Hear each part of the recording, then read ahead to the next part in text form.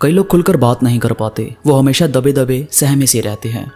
अब इस वजह से कुछ बंदे उन्हें बोंदू भी समझ लेते हैं और कुछ वाकई मानते हैं कि शायद शाये हो सकते हैं, पर उनकी इस शर्म की वजह से कई बार काफ़ी अपॉर्चुनिटी उनके हाथ से निकल जाती है। जैसे किसी ने उनसे पूछा कि हम सब बाहर घूमने जा रहे हैं, बाहर मतलब अपनी सिटी से बाहर, तो तुम्हें चलना है।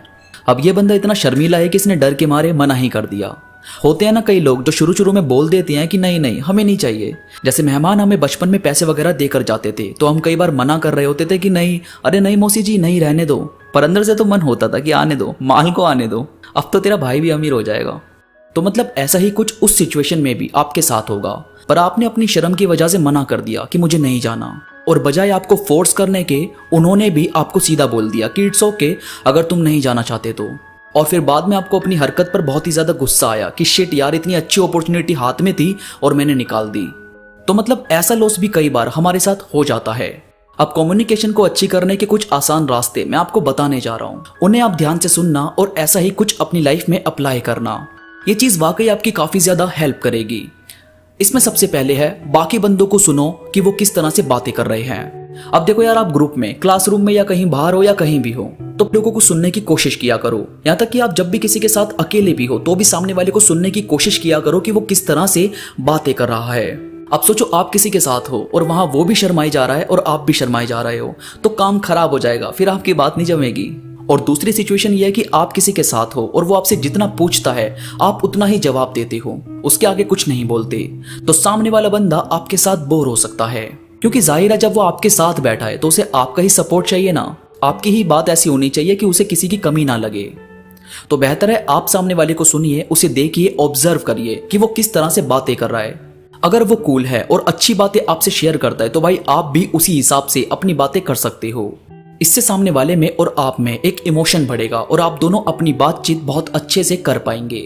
इसके बाद ऐसे क्वेश्चन पूछो जिससे सामने वाले को बोलने का मौका मिले। वो बोलेगा तो आप उसके बारे में जान पाओगे, और जान गए तो आपकी ये जो झिझक है वो कहीं ना कहीं खत्म हो जाएगी। क्योंकि शर्मीले बंदे अपने जानने वालों से थोड़ी शर्माते हैं, वो तो न्यू लोगों से शर्माते हैं। और जब आप जानने लगोगे तो आपके अंदर से डर भी खत्म होने लगेगा। अब सोचो किसी को आपने किसी पियानो क्लास के बाहर देखा तो आप उससे ये पूछ सकते हो कि अरे आप पियानो सीख रहे हो, मैंने कल आपको उस क्लास के बाहर देखा था। अब वो बंदा ऑटोमेटिकली आपको अपनी लाइफ के बारे में थोड़ा थोड़ा बताने लगेगा कि वो वहां क्यों था। ऐसे ही दूसरा सवाल करना जिसमें उन्हें बोलने का मौका मिले। इसके बाद स्माइल और आवाज में एक नरमपन रहना जरूरी है।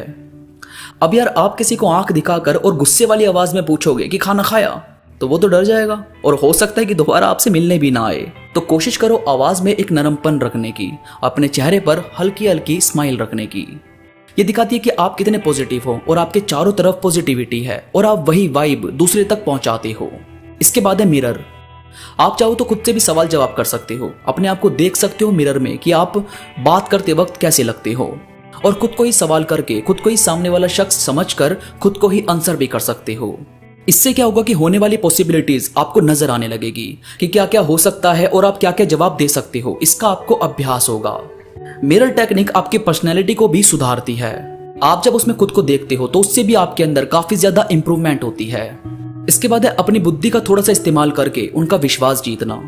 अब देखो किसी ऑफिस में आपके बॉस ने कुछ ऐसा डिसीजन लिया जिसकी वजह से कंपनी को एक प्रोजेक्ट का लॉस हो गया। अब सारी कंपनी के मेंबर वगैरह उसे गलत बोलने लगे और उसको भी अपने अंदर काफी ज्यादा गिल्ट महसूस हुआ, पर वो पलट कर एम्प्लॉइज को या अपने साथ के बंदों को कुछ भी नहीं बोल पा रहा था। देन आप सडनली बोलते हो कि इट्स ओके सर, आपकी जगह मैं होता तो शायद मैं भी यही करता। अब जाहिर है आपने ये जानबूझकर तो किया नहीं होगा, आप तो एक न्यू प्रोजेक्ट दिलवाना चाहते थे पर वो नहीं मिल पाया, तो इसमें आपकी क्या गलती। पर मैं जानता हूं अब जो प्रोजेक्ट मिलने वाला है उस पर आप जरूर काम करोगे, तो इससे आपके बॉस के दिल में आपके लिए एक अलग जगह बन जाएगी और वो बंदा आपको हमेशा सपोर्ट भी करेगा। तो ये जो किसी के टूटने में उसे फिर से जोड़ने वाली बात होती है ना, ये चीज सच में हर किसी के दिल में आपके लिए जगह बना देती है। इसके बाद है कॉन्फिडेंस, जो कि सबसे ज्यादा जरूरी है। अब अगर कॉन्फिडेंस नहीं होगा तो वैसे भी आप कुछ नहीं कर पाओगे, इसलिए आपका कॉन्फिडेंस होना अपनी बात पर, अपने आप पर बहुत ही ज्यादा जरूरी है। ये चीज वाकई आपको एक बेस्ट कम्युनिकेशन करने वाला इंसान बनाती है। तो दोस्तों वीडियो पसंद आई हो तो प्लीज लाइक करो और कमेंट में मुझे जरूर बताओ कि आपको ये बातें कैसी लगी। इसके साथ ही मेरे साथ इंस्टाग्राम पर अभी जुड़ो। इंस्टाग्राम में बहुत सारी चीजें अपडेट करता रहता हूं जो मुझे यकीन है कि आपको जरूर पसंद आएगी। इंस्टाग्राम का लिंक नीचे डिस्क्रिप्शन में मौजूद है। तो अभी के लिए बस इतना ही, मैं मिलूंगा आपसे नई वीडियो के साथ, तब तक के लिए धन्यवाद।